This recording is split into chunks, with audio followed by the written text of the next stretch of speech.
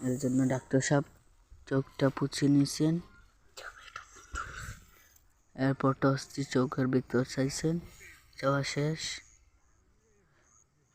এরপর যন্ত্র দিয়ে চাইয়ে দেখছেন চোখের ভিতরে অপারেশন করা লাগে।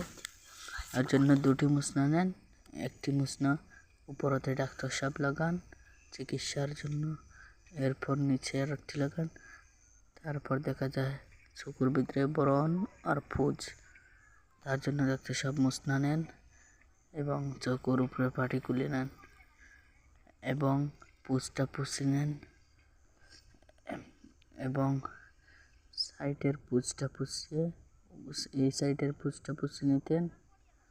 এরপর ডাক্তার সাহেব সেই সাইডের পুজটা শেষ করে উপরেরটা শেষ করেন, এরপর নিচে একটু রয়ে যায়।